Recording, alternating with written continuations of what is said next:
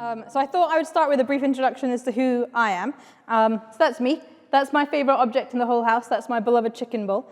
But I did my undergraduate degree in history at the University of Strathclyde. I did my master's in museum studies at the University of Glasgow, and I have been at Dumfries House for 7 years now. But it took me 2.5 years between graduating from my master's to getting a full-time paid role, because heritage is such a tough industry. And I've been volunteering in my field in museums since the age of 16, and I've just turned 33. So I've kind of always been involved in the field of heritage, always knew I wanted to work with objects. My mother would tell you that when I was a kid and I was told not to touch something, I'd want to touch it. So I got a job touching things. That is Dumfries House. So to give you a brief overview of the history of Dumfries House, it was commissioned by William Crichton Dalrymple, the 5th Earl of Dumfries, in the 1750s, started in 1754, finished in 1759, and designed by Robert Adam, who is Scotland's most famous architect. The house took 5 years to build, on time and on budget, and for the 5th Earl of Dumfries, he had a wife and a son with whom he was going to share the house and pass it on to. But his son died before the build, his wife died a year into the build, so his then plan was to find a new young bride to give him a new son for the estate and pass it on to. And in order to do that, he bought all of the furniture that you would see when you come to Dumfries House. So very brief glance at some objects there. And that's like the briefest part of that story. Through marriage, we passed into the hands of the Marquises of Bute, who own Mount Stewart, but not your Irish Mount Stewart, your Scottish Mount Stewart, spelled differently and on the Isle of Bute. They inherited Dumfries House through marriage, and it was in 2007 that the house was sold to, at the time, the Great Shoe of Scotland's Dumfries House Trust. Now, when the house was sold, the 7th Marquis of Bute did actually offer it to the National Trust for Scotland, and they declined the offer to take on the project of Dumfries House, and they cited a few reasons. We're an hour away from Glasgow, so difficult to generate a passing tourist trade. And following the closure of the mines in the 1980s, Cumnock, New Cumnock, Doon Valley was the poorest town in Scotland, if not the UK. High levels of unemployment, high levels of poverty, huge shifts in population, and the National Trust didn't see how they could make a success of the property and estate. So then the 7th Marquis was going to have all of the collection, all of the objects sold off by Christie's, the house and estate sold off by Savills, and instead what happened was £25 million was raised through charitable donations from things like the Art Fund, from the Monument Trust, and a few other heritage bodies, and the other 20 million was lent as a loan against His Majesty's, at the time the Prince of Wales, personal foundations, topped at the pot to 45, and thus we were saved for the nation. So instead of the auction taking place, we had our very first royal visit, and I could never figure out which would have been more stressful for the staff at the time. But all the furniture that left Dumfries House for the auction came back to the house and is now on display. So I was thinking about what Dumfries House and what the buying of that has done for the local community. I'm from Ayrshire. I'm Ayrshire born and bred, moved to Glasgow for uni. I've now moved to New Cumnock for this job. And as a city gal, I really struggle. There's not a lot to do. It's a much older community. What has Dumfries House done to change what is happening? So I've highlighted 4 things here that are pre-Dumfries House.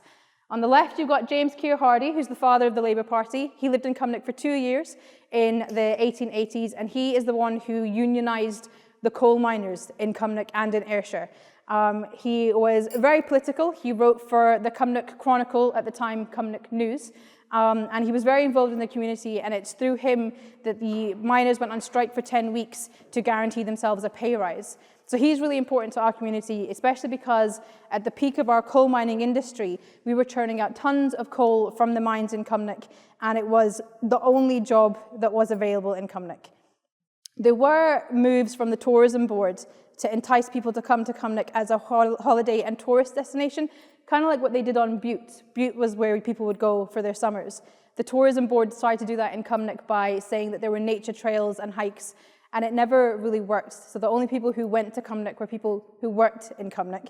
In the 1960s, the population of Cumnock was about 56,000 people, and then in New Cumnock, at the peak in the 1970s, New Cumnock is about a mile long. It's not that big, but there were about 9,000 people living there at the time. And then you get to the 1980s, the coal mines closed after the big union strikes, no jobs. Cumnock tried to put in things like manufacturing. There was a small textile trade, there was shoe trade, there were a couple of small factories popping up. But again, it wasn't the sort of industry that, when you're coming from a mining background, that worked in Cumnock. And so the population did dramatically fall So in the 1960s, you've got 56,000 people living in Cumnock. In 2022, 20,000 people had gone from that population. New Cumnock dropped from 9,000 to 3,000 people. So really, there was nothing to do, there was no employment. Even the infrastructure of the housing was not great. And then coming back to this, you've got Robert Burns. Obviously, everyone knows Robert Burns, hopefully Scotland's most famous poet. The poems that he wrote about New Cumnock focus on the river, so flow the gently sweet Afton. And again, they tried to use Burns country as a way to entice people to come to Cumnock and New Cumnock. But really, if people want to see Burns, they're going to his home in Ayrshire, where he was born in South Ayrshire, or they're going to his burial site in Dumfries and Galloway. So New Cumnock, you pass through it to get there, but there's nothing really other than that you would see. And on the right there, you've got New Cumnock Swimming Pool, which opened on the 1st of June in 1968 after about 5 years of work. And that was the UK's first outdoor heated freshwater pool. And it's an amazing space. It has always been an amazing space. But again, to fund that, to keep that open, to keep that going, costs lots and lots of money. So when there were moves for Dumfries House to move into the Great Steward of Scotland's House Trust, now the King's Foundation, there was a wee old lady called Gert who spoke to His Majesty and said, have you ever thought about doing up the pool? And he thought about it and it happened. But he did two things in one go in New Cumnock. He purchased New Cumnock Town Hall, which is across the road from the pool, and he purchased it for £1 and saved it from demolition, and it's now a great community space. It does like kids' dance classes, old ladies' knitting clubs. During the pandemic, it was a social space for you to social distance because lots of people live in isolation in the community. And he also spent the money to refurbish the pool, which now, I think last summer, had something like 15 to 20,000 visitors in the space of about 3 months. And it can't hold that many at one time, but throughout the season, that's what it did. So I was thinking about how New Cumnock historically was very poor. Once you've lost the mines, once you've lost that trade, what is there to do there? And I think that the moves the foundation has done to sort of create the infrastructure around New Cumnock and Cumnock, especially when you're thinking about Dumfries House as its own estate project. There are around 250 people that work on the estate, close to 500 now for the charity overall. So New Cumnock, Dumfries House is now the second biggest employer in our area, just outside of the council. And there's two things that His Majesty said. He said that one of his ambitions was always that the principles of community and regeneration are behind his involvement with Dumfries House. So he's thinking about the community. There's free access to the grounds of Dumfries House. You don't need to pay to park. You can rock up, walk your dog, park your car, enjoy the estate. And he's thinking about regenerating things that already existed. He's not building anything new. He's just fixing what was already there. And for him, Dumfries House started as a pebble that you're dropping into water. It was the first thing that was saved. It was the first thing that was thought of, the first thing the money was really spent on to restore. But out with that, the foundation has really grown and it's really spread. It's grown arms and legs. It's now worldwide. It's now international. And the house was the beginning of this idea of heritage-led regeneration. You're using the heritage of the estate to regenerate new skills, new trade, and also new education. And that's where I pass on to you.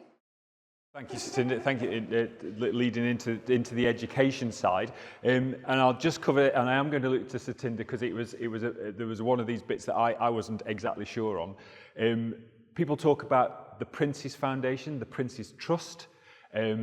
Both of those now have gone with His Majesty, His then Royal Highness, and he's been able to take those with him as monarch. You're probably aware that views that he may well have aired, going back the 35 years about urbanism and about architecture, then as His Royal Highness Prince of Wales, he was allowed to do, but as monarch, there are restrictions, and it's been fantastic that both the foundation and the trust have been able to go with him as monarch. So we are the King's Foundation. The King's Trust is a funding body. It affords money to projects that people apply for. We don't fund any. We actually are funded. So we do the reverse of what the King's Trusts do. So it's a charity, as you probably know. We are the actual headquarters, and I'll actually move on. There we go. I'll move on to that one with another picture of Dumfries House. That's the headquarters of the King's Foundation. We also look after Highgrove, the Castle of May Gardens. We've also got property in London. We've got Trinity Buoy Wharf and Garrison Chapel right next to the Chelsea barracks where the Chelsea Flower Show is. But we've also got, as as Satinder mentioned, alluded to with the pebble and dropping that pebble in and watching the ripples, we've now got places all around the world, but all that's predominantly based within sort of Commonwealth countries. The latest one has just been in Australia, and it's going to be really interesting, I think, for us to see what goes on in Australia, especially personally from a farming and rural skills perspective, because there's a complete opposite there in terms of what they're dealing with in agriculture to what we are.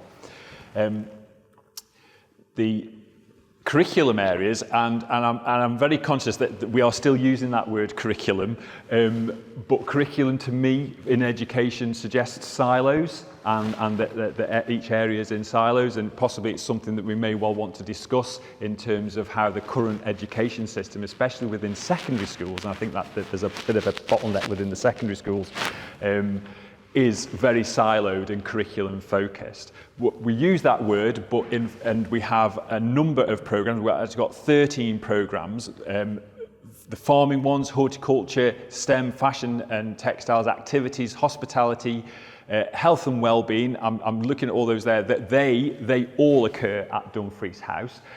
We also have the Royal School of Carpentry, which Lord Snowdon is patron of and in charge, down at Highgrove, and then we have the fine arts, and we do postgraduate courses as well in urban architecture. We don't actually deliver courses, with the exception of the masters currently, and there is opportunities for some PhDs in the future as well, and they are through an accrediting university, whoever we work with.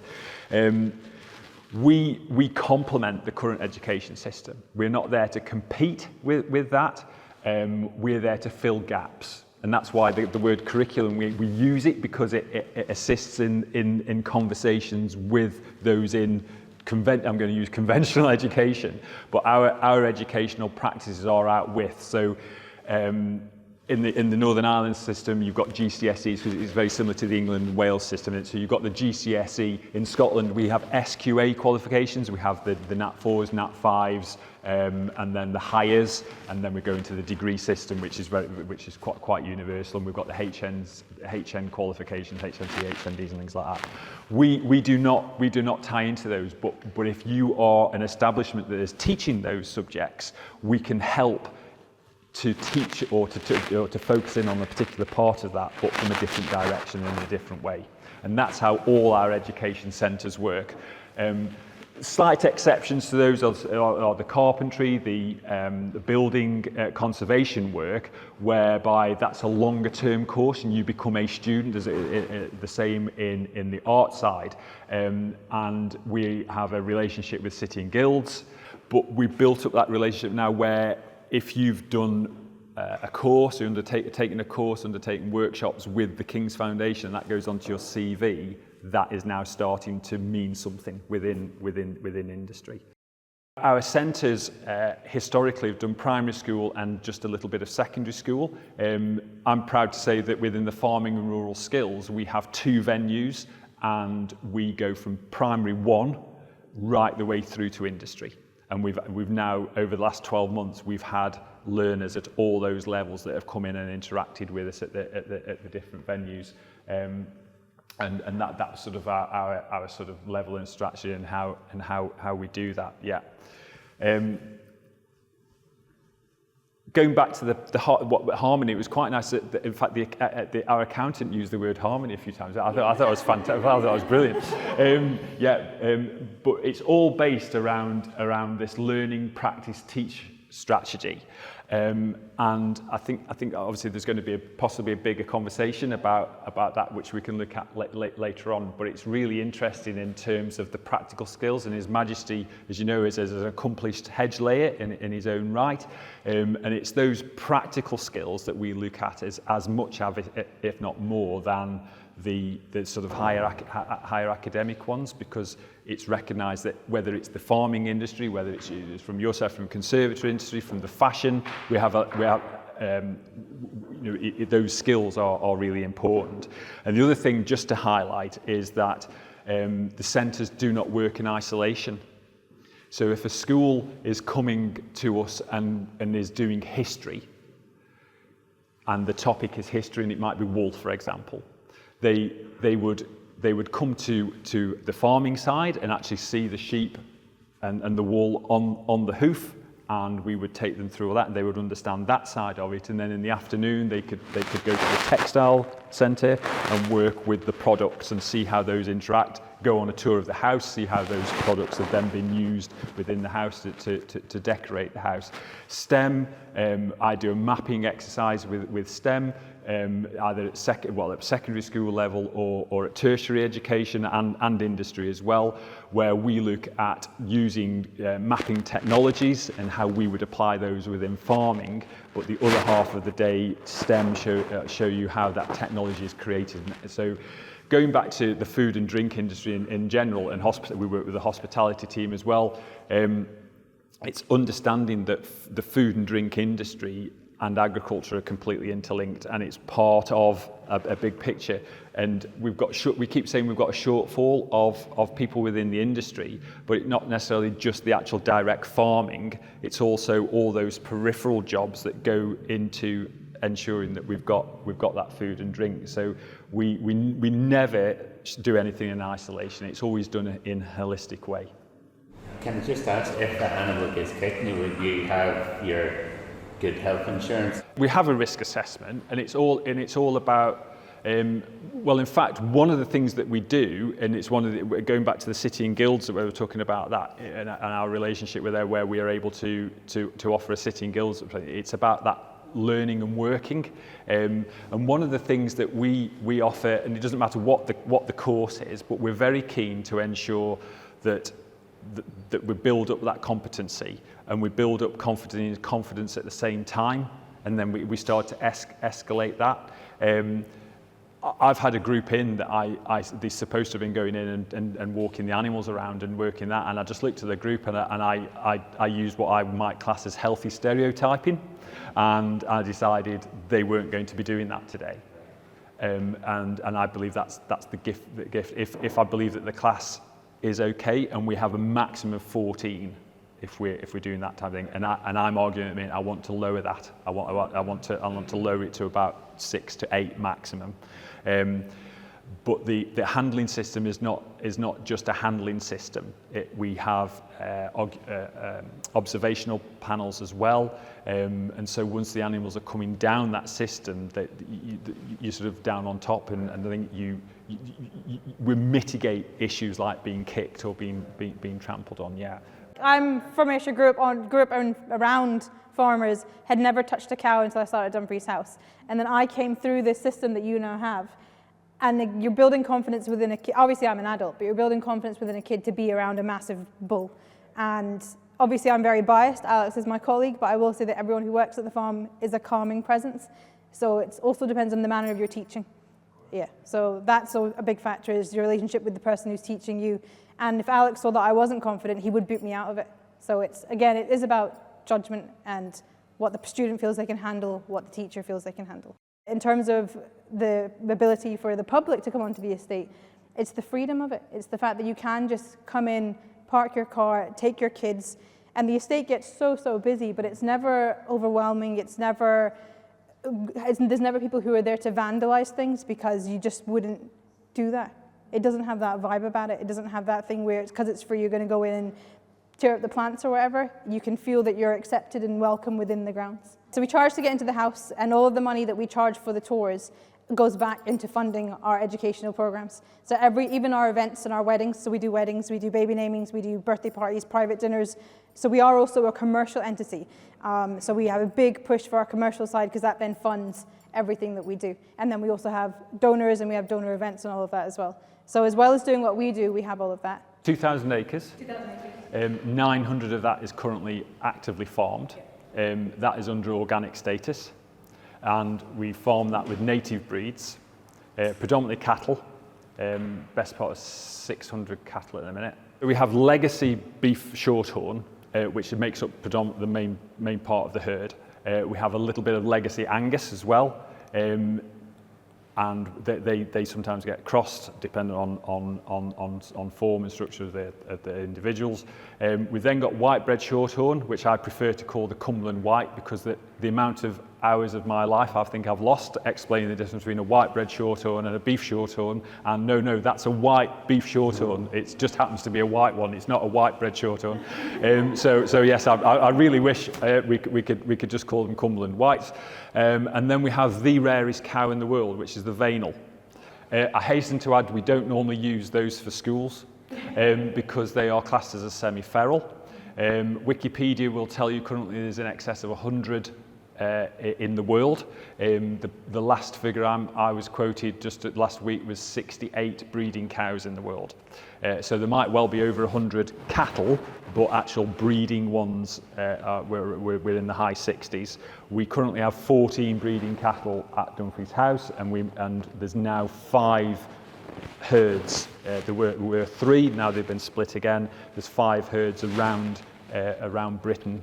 And we do a bit of a genetic swap round because it's such a narrow gene pool, and again that is they are opportunities of lessons again. So I've had veterinary students, I've had animal science students through, and we've also played a game with primary and secondary schools doing genetics with build your own sheep or build your own cow. You've done that, use it with the X's and Y's and what have you got here, and have you got one with horns or not horns, and etc. Yeah. So there's the heritage program on that. We then have sheep. Our predominant flock is North County Cheviot and Clin. And then we have some Castle Milk Morrit, which is slightly goat-like. We're actually at the start of this journey ourselves. We've been organic for the best part of 6 or 7 years, but the whole regenerative package, we've been doing a lot anyway, but not necessarily under the guise of that. And that's why I'm very keen to ensure that farmers and landowners realise that they're probably already doing it. It's the vocabulary that we use. So it's really quite nice for us in a way that we're not standing there preaching sort of this or standing at an elevated position saying thou shalt do We're actually literally on the ground, at ground level, doing and changing practices ourselves, or looking at how we can change practices to become more recognised from a regenerative perspective.